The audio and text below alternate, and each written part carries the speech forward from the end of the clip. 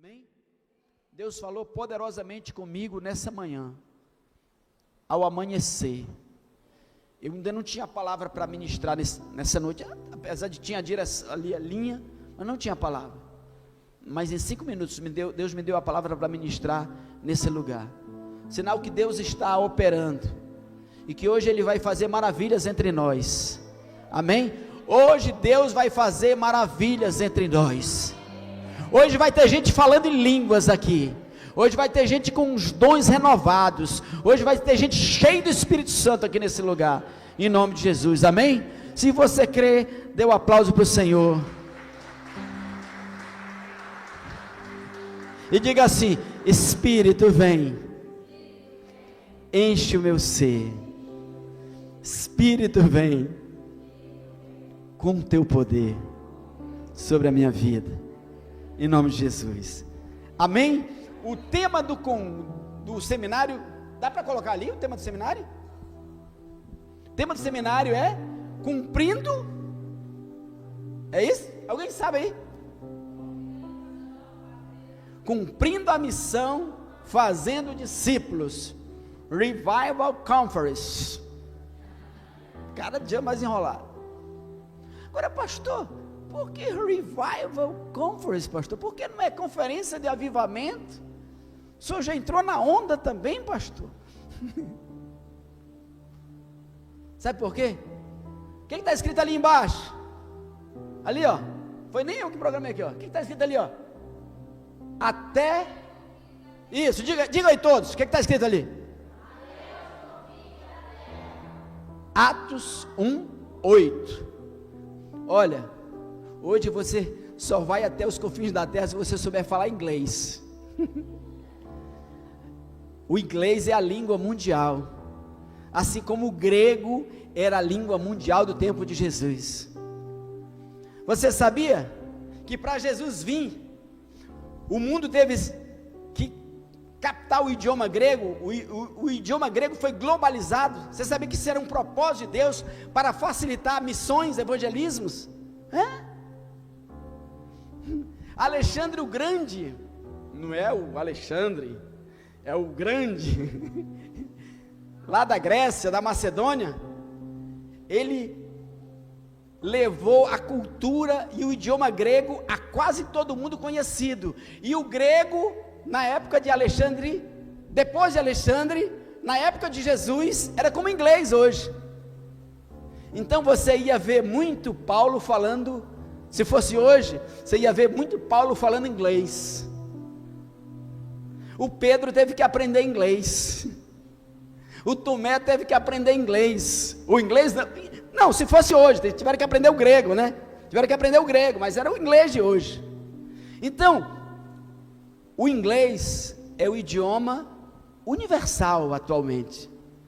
Então, se nós vamos até os confins da terra, vamos começar a aprender o inglês. Amém?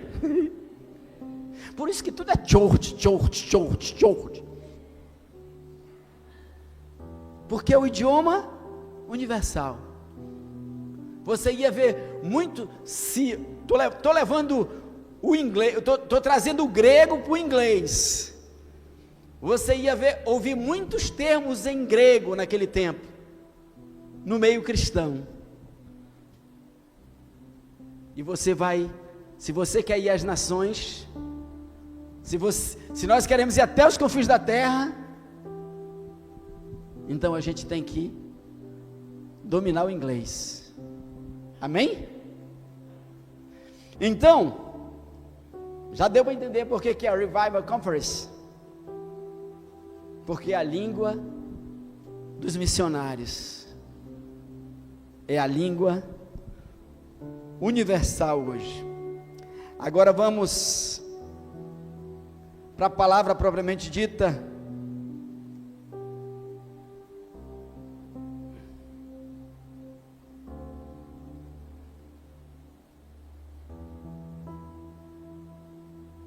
Preparados para a missão. Amém? Olha, cumprindo a missão, fazendo discípulos. Para a gente cumprir a missão, A gente tem que estar preparado para a missão. Eu estava conversando com um amiguinho hoje, um irmãozinho.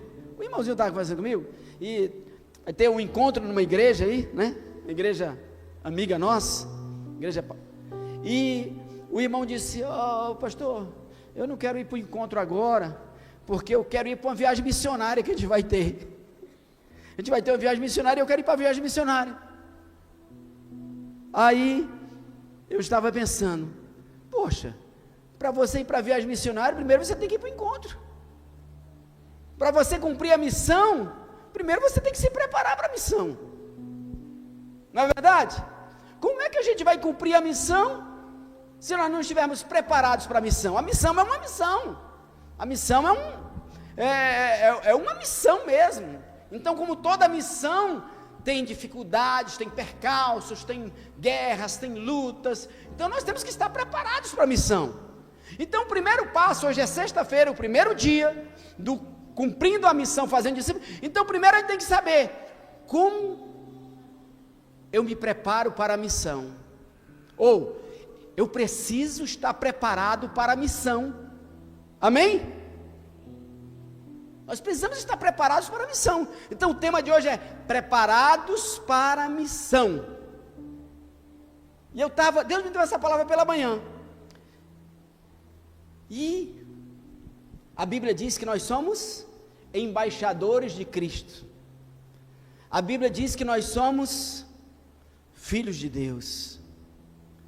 A Bíblia diz que nós somos de Cristo. Qual que você acha que é a primeira exigência para cumprir a missão? Ou para ir para uma missão? Primeira exigência, do ponto de vista cristão, qual é? Ser cristão. Ser discípulo de Cristo. Nascer de novo. Ser uma nova criatura. Você não pode ir para uma missão se você não é um missionário, se você não foi enviado, se você não foi escolhido para a missão. E só vai para a missão quem está preparado para ela. Você vê no meio das forças de segurança, tem as tropas especiais, elas são preparadas, capacitadas para determinados tipos de missão. Então, para nós cumprirmos a missão de Mateus 28:19, para nós fazermos discípulos, essa eu gostei, agora vê, diga assim: para que eu faça discípulo, diga, eu preciso ser discípulo. Amém? Só gera quem é. Para nós, seres humanos, gerarmos um bebê, um ser humano, um homem ou uma mulher, a gente tem que ser um ser humano. Peixe gera peixe, abacate gera abacate, segundo a semente. Amém? Então, para fazer discípulo, eu preciso ser discípulo. Amém? E para ser discípulo, o que é que precisa? Preciso nascer de novo. Preciso ser uma nova criatura. Amém? Esse é o primeiro requisito. Ser discípulo. Nascer de novo. Ter um encontro com Deus. Você já teve um encontro com Deus? Você já é de Cristo? Ele é o seu pastor, você nasceu de novo? Você tem o Espírito Santo? Quer um exemplo bem bíblico disso? Vocês já ouviram falar nos filhos de Seva? Filhos de Seva eram uns caras que eles não eram cristãos, eles não tinham nascido de novo, e eles viram Paulo expulsar demônios. Aí eles ouviram, olha, Paulo faz assim, Paulo pega, ele diz, em nome de Jesus, e o demônio sai. Aí eles foram tentar expulsar um demônio, aí foram lá e disseram, em nome de Jesus, demônio, tu sai. Aí o demônio disse para eles, olha, eu sei quem é Paulo, eu conheço Jesus e sei quem é Paulo, né? Foi o que ele disse? Eu conheço Jesus e sei quem é Paulo. Mas vocês, quem são? E deu-lhe uma surra o demônio. Eles saíram pelados, rasgaram as roupas deles, saíram pelados. Sabe por quê? Porque eles não eram discípulos, eles não eram filhos de Deus, eles não tinham nascido de novo. Então a primeira coisa para cumprir a missão é que é preciso ter nascido de novo. Você lembra dessa passagem dos filhos de Seva? Então, pergunta para o seu irmão aí, para ele: você já nasceu de novo? Você é uma nova criatura? Amém? Lembra da música? Eu sou nova criatura eu sou.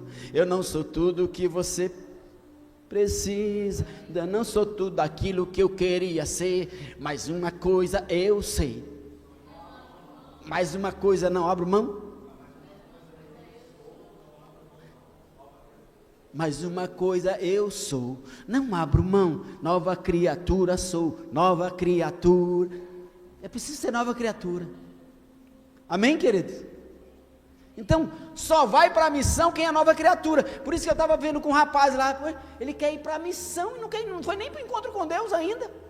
Aí já quer ir para a missão. Então é preciso ser nova criatura, amém? É preciso ser nova criatura, ter nascido de novo. Aí eu pergunto: você nasceu de novo? Nascer de novo é ser uma outra pessoa, é ser totalmente diferente. Não é ser perfeito não, como diz a música, ainda não sou tudo o que eu queria ser. Não é ser perfeito, mas é ir em busca dessa perfeição. Eu sou nova criatura.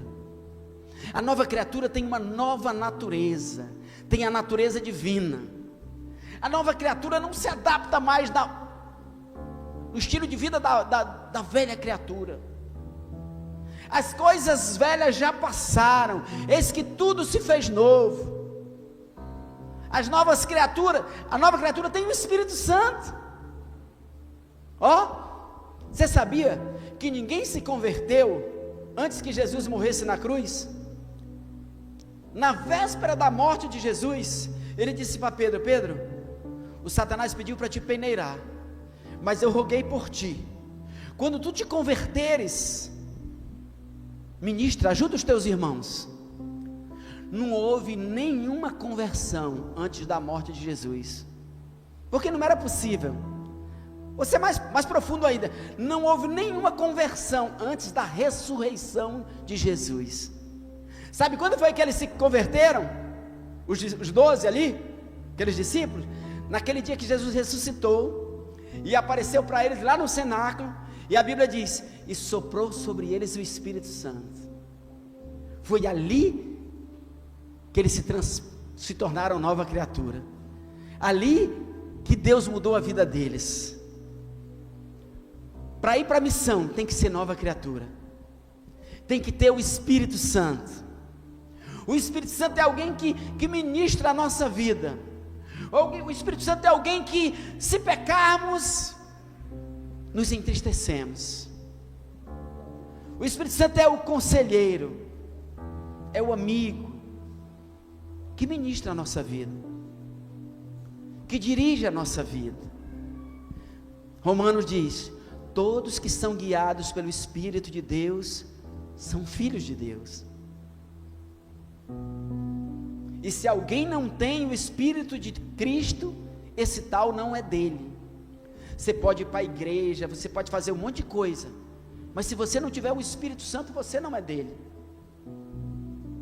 Então precisamos, o Espírito Santo é o penhor, é o selo, é a garantia que nós somos novas criaturas. Diga: Espírito Santo, eu te peço nessa noite, em nome de Jesus, que cada dia eu fique mais sensível, mais consciente da tua presença na minha vida, em nome de Jesus. Amém? Então, a gente precisa nascer de novo. Amém? Lembra o que aconteceu com os discípulos? Naquele dia ele soprou o Espírito Santo sobre eles. E aí Jesus ficou mais 40 dias com eles. E aí vem o segundo ponto. Então, primeiro ponto, para cumprirmos a missão, precisamos nascer de novo, sermos novas criaturas, termos o Espírito Santo na nossa vida. Segundo, precisamos receber o poder do Espírito Santo para cumprirmos a missão. Lembra que Jesus disse? Ficai em Jerusalém. Quer dizer, não vão para a missão até que sejais revestido de poder, porque o Espírito Santo descerá sobre vocês, não muito depois desses dias. Para cumprir a missão, precisamos receber poder do Espírito Santo. Poder, sabe, o poder se manifesta através dos dons do Espírito Santo. Em meu nome falarão novas línguas, imporão as mãos e os enfermos serão curados, expulsarão demônios, se comerem algo mortífero não lhes causará dano. Receber o poder do Espírito Santo, amém? Diga assim: eu preciso dessa unção, eu preciso desse poder sobre a minha vida. A Bíblia diz que no dia de Pentecoste, o Espírito Santo desceu naquele lugar e mudou totalmente a vida daqueles homens. O Pedro, que antes negara Jesus, se tornou um homem valente. Naquele dia ele pregou para milhares de pessoas, 3.000 se converteram. O Pedro, que era um cara tão acovardado, tão medroso, ele foi preso. Alguns meses depois ele foi preso. E ele foi preso. Os inimigos sabiam tanto do poder de Deus na vida de Pedro, que colocaram 2 soldados algemados junto a eles. Olha, o cara preso na cadeia com 2 soldados algemados, e mais 2 portões fechados. E sabe o que aconteceu? Pedro dormia com os 2 soldados do lado, estava muito tranquilo, né? Como é que o cara consegue dormir? O anjo teve que acordar ele, acorda. O cara estava dormindo. Deus mudou a vida dele naquele dia. É muito interessante, né? Eu estava vendo a história de Saul, e a Bíblia diz que Saul era nervoso, ele estava com medo, ele não assumia o reino, e ele era fraco e tal. De repente os amonitas atacaram Jabes de Gileade, e de repente Saul recebeu a notícia que eles tinham atacado Jabes de Gileade. Aí a Bíblia diz assim: o Espírito do Senhor se apossou de Saul, e um cara acovardado se transformou num cara valente. Saul matou um boi, partilhou o boi, mandou para as 12 tribos de Israel e disse: assim se fará aos bois das tribos que não nos ajudarem nessa batalha contra os amonitas. E o povo todo temeu a Saul, e de repente Saul reuniu 350.000 homens. Quando o Espírito do Senhor se apossa de nós, ele muda a nossa vida. O Smith Wigglesworth, ele aprendeu a ler na Bíblia aos 18 anos, ele era um encanador. Ele aprendeu a ler na Bíblia aos 18 anos, ele não conseguia falar, ele tinha muita dificuldade para falar. Se transformou em um dos maiores pregadores do seu tempo, pregou em vários países do mundo, recebendo o poder do Espírito Santo. A gente precisa desse poder, a gente precisa dessa unção, amém, querido? E o poder do Espírito Santo, o que é que ele traz? Os dons: curar enfermos, expulsar demônios. Lembra que Jesus disse? O Espírito do Senhor está sobre mim, e Ele me ungiu para pregar boas novas aos quebrantados de coração, para pôr em liberdade os que estão presos, para libertar os algemados, para anunciar o ano aceitável do Senhor, o dia da vingança do nosso Deus, para colocar uma coroa de alegria naqueles que estão com o espírito angustiado, para colocar uma veste de alegria àqueles que estão mergulhados em cinzas. Olha lá, o Espírito do Senhor nos dá a unção, nos capacita para cumprir a missão. Amém, querido? Ele nos dá autoridade espiritual. O Espírito Santo nos dá autoridade espiritual, o poder do Espírito Santo. Recebereis poder. Eu quero declarar nessa noite, em nome de Jesus, Deus vai derramar o poder dele na sua vida, nas nossas vidas nessa noite. Eles não foram para a missão de qualquer maneira. Eles receberam o Espírito Santo. Dias depois eles receberam o poder do Espírito Santo. O poder do Espírito Santo foi tão tremendo ali naquele lugar, que olha, não tinha internet, não tinha alto-falante, mas uma multidão se reuniu ali na frente do cenáculo. Naquele dia, Jerusalém estava sob visitação por causa das festas da Páscoa, que era conhecido em todo o mundo. Então vieram pessoas de todos os lugares, e quando o poder do Espírito Santo desceu sobre eles, cada um começou a falar em outras línguas, e eles falavam na língua dos caras, que eles nunca tinham visto. Eu estava vendo nesses dias um testemunho do avivamento na Rua Azusa, o avivamento pentecostal da Rua Azusa, em 1903, lá em Los Angeles. Cara, e ela conta, um homem chegou com o rosto deformado, e eles começaram a orar. De repente o rosto do homem foi voltando à forma normal, e o homem se transformou até numa pessoa bonita. Um homem chegou com um braço cotó, de repente o poder do Espírito Santo caiu, e aquele braço foi crescendo. As pessoas caíam a caminho, as pessoas caíam na rua, em frente da missão apostólica da fé lá. O poder do Espírito Santo nos capacita para fazer a obra de Deus. Quem era o Smith Wigglesworth? Um simples encanador. Coloque na internet o nome dele que você vai ver o que ele se tornou. Um homem que só lê um livro na vida da Bíblia. Então o poder do Espírito Santo, se o poder do Espírito Santo se derrama, querido, ele te capacita a fazer a missão. Então, quem quer cumprir a missão precisa receber poder do Espírito Santo. Terceiro, olha, primeiro, ser nova criatura. Segundo, receber o poder do Espírito Santo. Terceiro, compreendendo a missão. Você tem uma missão. Nem todo mundo tem a mesma missão. Nem todo mundo é liquidificador. Nem todos os instrumentos da cozinha são liquidificador. Lá na cozinha precisa de liquidificador. Tem fogão, tem gás, tem faca, tem colher, tem todo tipo de coisa.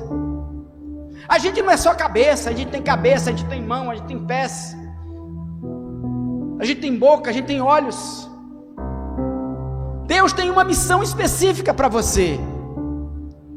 Nem todo mundo vai ser pregador, nem todo mundo vai ser intercessor, nem todo mundo vai curar enfermos, nem todo mundo vai expulsar demônios, nem todo mundo vai ser mestre, nem todo mundo vai ser evangelista. Mas Deus tem algo que Ele preparou só para você. Então nós precisamos compreender a nossa missão, entender a nossa missão, nosso chamado. Diga assim: eu preciso compreender qual é o meu chamado. Senhor, me revela a minha missão, o meu propósito.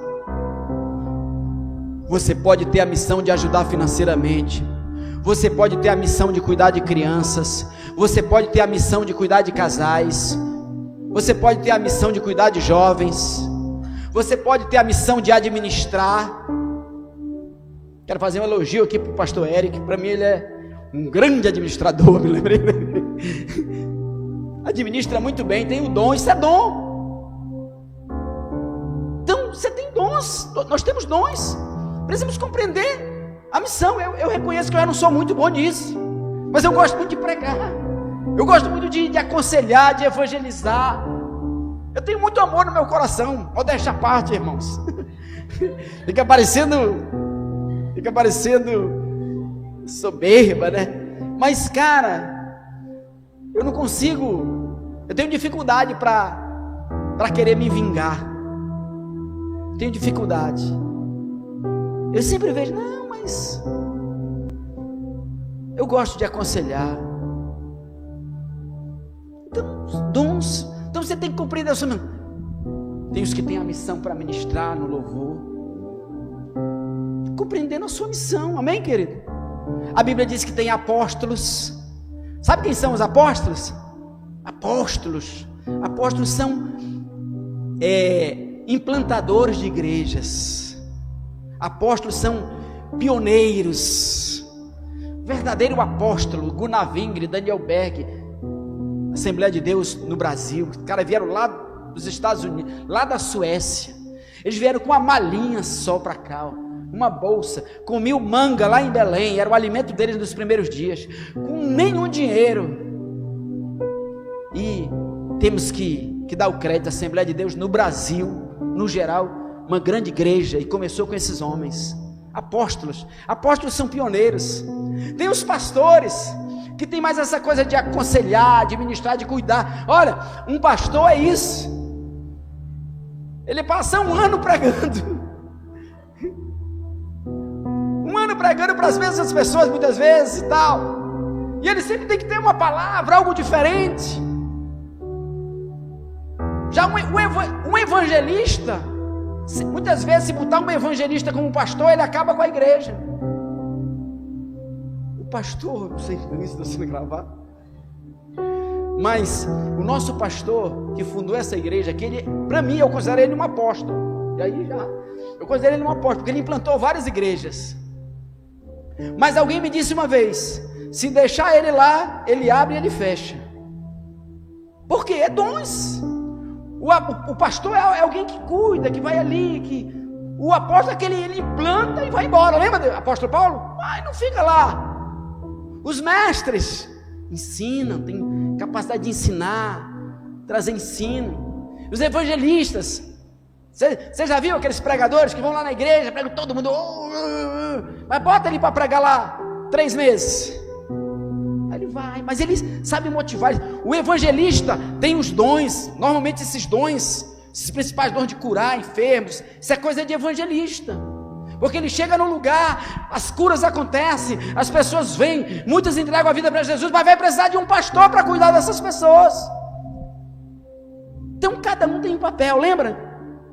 Então você precisa compreender a sua missão, e não existe tarefa pequena no reino, seja para varrer a igreja, seja para fazer qualquer coisa, tudo é importante para Deus. O intercessor, irmãos, aqui na igreja nós temos grandes intercessores. Tem uma família, a família da Rai Barroso, nossa saudosa Antonieta, mano, essa família sempre me abençoou.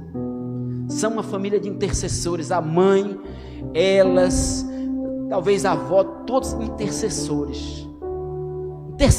Intercessão é um grande dom, é um grande ministério, é alguém que não aparece, mas Deus sabe o que Ele tem feito muitas vezes através desses intercessores, os intercessores. Então é isso, irmãos, você precisa compreender a sua missão, o seu dom, amém? Compreendendo a missão, vamos lá, direção, instrução, vontade de Deus. Quem está buscando compreender a sua missão tem que dizer: Senhor, qual é a tua vontade para a minha vida? O que tu queres? Você pergunta e diz: o que tu queres para a minha vida? O que tu queres que eu faça? Então é importante quem está buscar compreender a sua missão. Qual é o teu chamado? Você veio com as ferramentas próprias para executar a missão que Deus tem para a tua vida, amém? Então compreender. Quarto, então vamos lá, ser nova criatura, receber poder, compreender a tua missão, entender o teu chamado, e aí cumprir a missão. Aí Deus diz: eu quero que você faça isso, cumprir a missão. Para cumprir a missão você vai enfrentar obstáculos, Não existe, cara, nenhuma missão. Se a gente fosse pensar nas nossas preocupações, essa semana foi uma semana de guerra para mim. Parece que quando você marca alguma coisa, aí é guerra. Não, olha, não vai esperar tudo ficar bem para você fazer algo para Deus, não. Nunca vai ficar bem. Ainda mais se você esperar que fique bem. O diabo diz: eu nunca vou deixar ele bem, porque senão ele vai fazer algo para Deus. Por isso que a Bíblia diz: resistir ao diabo e ele fugirá de vós. Você quer fazer algo para Deus? Faça. Vai vir a oposição? Faça. Porque quando o diabo vê que ele não pode parar você, aí ele vai fugir de você. Porque senão quem vai ser atropelado é ele. Diga assim: Senhor Jesus, me dá ânimo e disposição para cumprir a missão que tu tens para a minha vida, a despeito de todos os obstáculos. Eu quero cumprir a minha missão. Amém? É assim. Para cumprir a missão você vai enfrentar obstáculos. Você vai precisar estabelecer propósitos. Você vai ter que estar conectado com Deus. Amém? Para cumprir a missão você vai ter que completar a carreira, para no final receber a coroa da justiça. Lembra do Paulo? Combati o bom combate, guardei a fé. Já para mim está preparada a coroa da justiça, reservada não só para mim, mas para todos que amam a sua vida. Então, para cumprir a missão, você vai enfrentar dificuldades. Então, meu irmão, Deus quer te chamar hoje para o ministério de novo. Deus quer restaurar o teu ministério. Amém? E vai ter obstáculos, sim. Só é você ler lá em Mateus, onde fala dos 12. Vocês vão ter obstáculos. Vai ter cidades que vocês não vão ser recebidos. Vai ter dificuldade, vai ser guerra. Todos que querem viver piedosamente padecerão perseguições. Combati o bom combate, terminei a carreira, guardei a fé. Agora para mim está preparada a coroa da justiça. E quando você cumprir a missão, você vai receber a coroa da justiça, ao qual o Senhor justo juiz dará a todos aqueles que amam a sua vida. Amém? Fique de pé em nome de Jesus.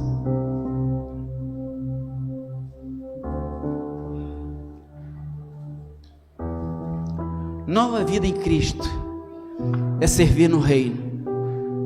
Amém, querido? Tem alguém aqui que ainda não é batizado nas águas? Tem alguém aqui que nunca veio aqui na frente na igreja e disse: eu quero entregar minha vida para Jesus hoje? Os meninos já fizeram isso em algum lugar? Já fizeram? Vir na frente e dizer: eu quero entregar minha vida para Jesus? Se você ainda não entregou a sua vida para Jesus assim, oficialmente, vem aqui na frente em nome de Jesus, que hoje, oficialmente, você vai ser estabelecido no reino. Aí, meu amado, pode ficar aí. Você talvez está vindo para a igreja já há algum tempo, mas ainda não veio aqui na frente e disse: não, Senhor, estou aqui. Nova vida em Cristo é servir no reino. Maravilha. Como é teu nome, meu amado? Paulo. Já vejo Paulo aqui há alguns dias. E você, meu amado? Osmael? Seja bem-vindo, meu querido. Tem mais alguém que ainda não veio aqui na frente assim, não fez assim, sabe? Às vezes a gente fica na igreja ali, está vindo, já entendeu, mas nunca veio na frente e dizer: hoje eu quero fazer uma aliança com Deus. Já até frequentou a igreja. Se você nunca veio aqui na frente ou em outra igreja dizendo: olha, eu quero te convidar para vir aqui hoje, em nome de Jesus, porque nova vida em Cristo é servir no reino. Amém?